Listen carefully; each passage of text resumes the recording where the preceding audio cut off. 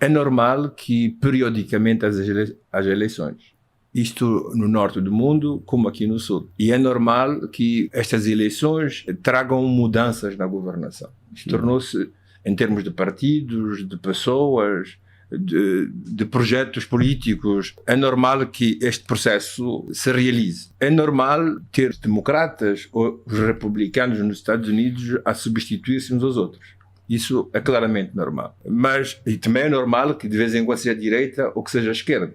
Isto também é normal nas políticas europeias que conhecemos, sobretudo depois da Segunda Guerra Mundial. Há normalidades anormais, por exemplo, a relação de forças que acaba subordinando a ele o direito. O fato que os conflitos a nível global pendam sempre para o mais forte, que ele use artifícios políticos, jurídicos ou até militares para impor a sua vontade. Isso, infelizmente, tem sido normal, mesmo depois de 1948, em que com a nova Declaração de Direitos Humanos pensava-se que o direito ia reinar na relação entre os países e os povos. E esta normalidade da força viu-se na Ucrânia no conflito com a Rússia, mas sobretudo naquilo que aconteceu na guerra entre Israel e a Palestina em Gaza, onde claramente a barbaridade, a força prevaleceram em relação ao direito. E quando o direito internacional quis se misturar, ele foi completamente abandonado e deixado de lado.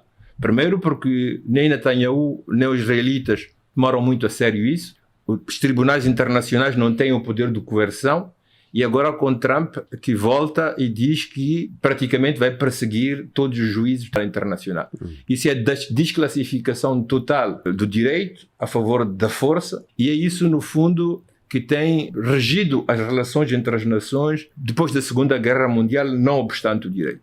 É normal que o Ocidente continue a impor-nos à força os seus ditames económicos, políticos, primeiro de maneira soft e, quando é necessário, com golpe de Estado, com intervenções, com sanções económicas e etc. Agora, coisas novas que estão a acontecer. A grande novidade que nós temos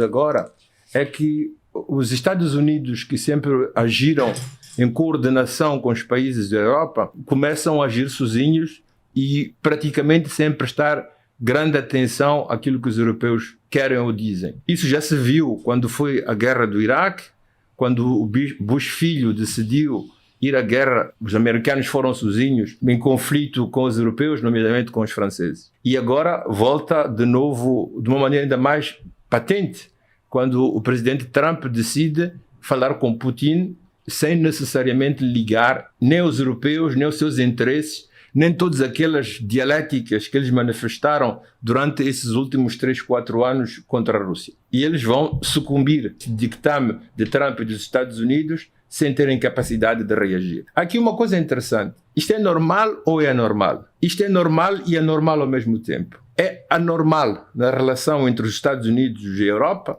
porque sempre coordenaram as próprias ações em detrimento dos países do Sul, mas é normal, porque como é que a Europa age conosco? Ela age conosco impondo-nos sempre a sua vontade, os seus dictames, porque ela é mais forte do que nós, porque tem o poder de se impor a nós política, económica, jurídica e militarmente. Agora, se claramente os Estados Unidos são mais fortes, economicamente, politicamente, que impõem o direito internacional e têm mais força militar, no fundo estão a fazer a Europa aquilo que a Europa sempre fez aos outros. E é esta anormalidade que releva do normal que a Europa sempre impôs aos outros, que está a ser imposta a ela mesma. Isso é um problema da Europa. Isso devia fazer refletir que é preciso fazer prevalecer o reconhecimento de países, povos, mas também os direitos de cada país e de cada povo. Isto a Europa nunca soube fazer. Hoje está confrontada com um problema grande, é que é ela que está a subir aquilo que ela sempre fez subir aos outros.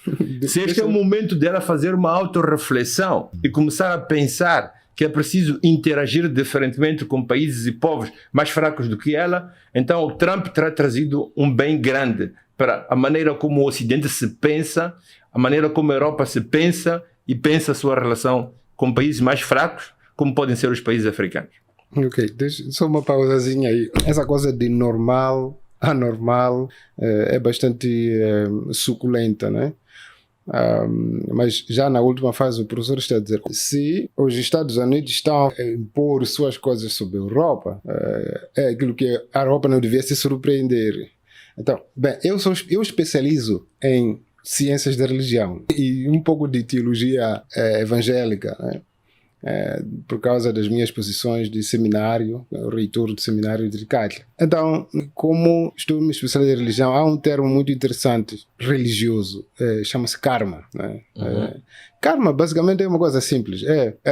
Em ciência, quer dizer, quando você aplica uma força, há sempre uma força contrária a isso, ou há que voltar. Portanto, karma é quando você atira uma coisa, aquela coisa sempre volta. Na espiritualidade Bantu até disse que a feitiça volta para o feiticeiro. Né? Só queria brincar com isso. Quer dizer, se eles fizeram, obviamente, quer dizer, isso faz valer essa ideia religiosa que cruza praticamente quase todas as religiões clássicas do mundo, a ideia de karma, que o que vai sempre volta. Então a Europa não devia estar surpreendida se de repente está a ser, usando um termo em inglês, bullied, sendo feito aquilo que exatamente fez para o resto do mundo.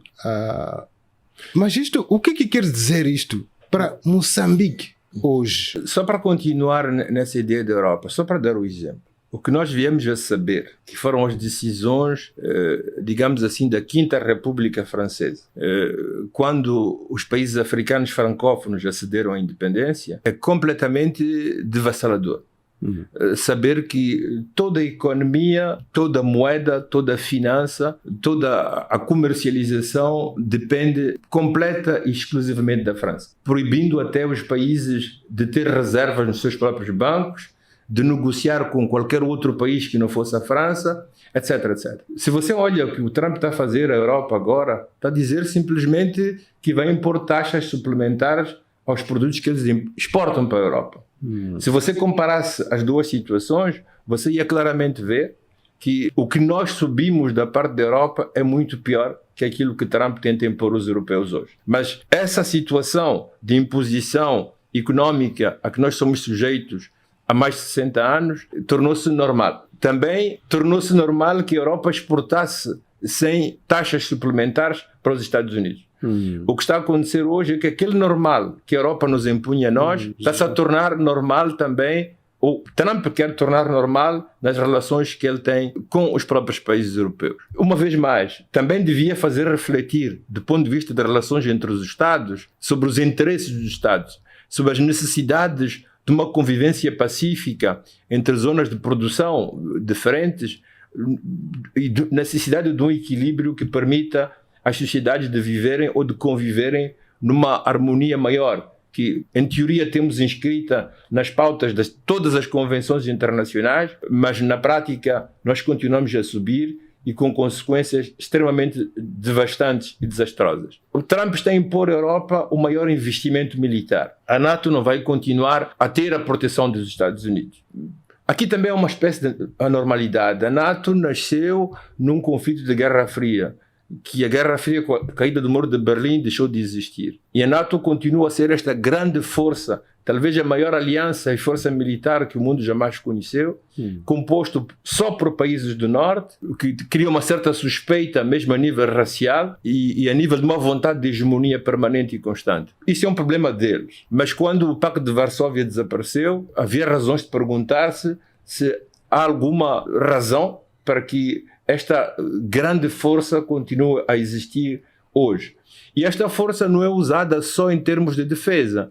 O ataque contra a Líbia, aqui no continente africano, foi feito por militares da NATO. O assassinato de Muammar Gaddafi. Quando os presidentes africanos tentaram ir negociar, encontrar uma saída, foram proibidos de aterrar na Líbia, que é em África, pela força militar e aérea da NATO. Quer dizer, esta imposição militar que os países africanos sempre sucumbiram, o Sahel teve que mandar embora à força a presença francesa no Sahel.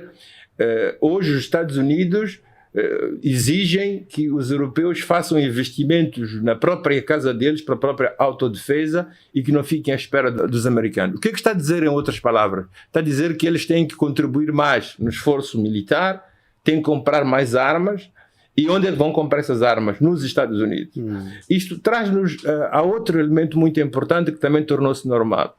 Durante a Segunda Guerra Mundial, constituiu-se o grande império bélico-industrial, que era dos Estados Unidos. E hoje sabemos que as 5 potências que têm um assento permanente no Conselho de Segurança são os grandes exportadores de armas. O que é que isto significa? Significa que boa parte do orçamento econômico dos países mais desenvolvidos dependem da sua produção militar e dependem da exportação destes para os nossos países. Mas nós só compramos armas porque elas são úteis. Então isso justifica toda uma série de guerras que foram sendo provocadas desde o Biafra em 1962, passando pelo Congo agora ou Moçambique no Norte.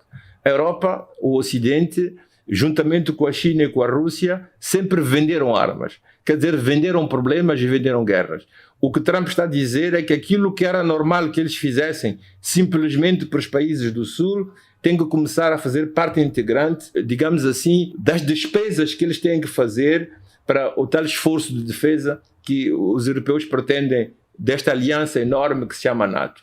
E esta bufatada que Trump está a dar, negociando com o presidente da Rússia, ignorando completamente a Europa e obrigando Zelensky a mudar de posição. Eu dizia a um amigo europeu a semana passada, mostra como a Europa, no fundo, é forte no seu relacionamento com a África, onde se apresenta como uma grande potência, mas na geopolítica mundial ela é completamente, digamos assim, uma província, como diria um grande estudador indiano. Dizia, vamos provincializar a Europa, que afinal de contas não é mais do que isso hoje, é simplesmente uma parte do mundo. Isso é um bem. É importante que todas as partes do mundo possam sentar com as suas diferenças, capacidades, num concerto de nações, num diálogo constante e alimentar, digamos assim, a progressão do mundo nessa esfera de diálogo. E isto é mais importante ainda porque nunca como hoje tivemos ameaças, e a maior ameaça que nós temos hoje é ligada às mudanças climáticas. E aí o mundo tem que ser capaz,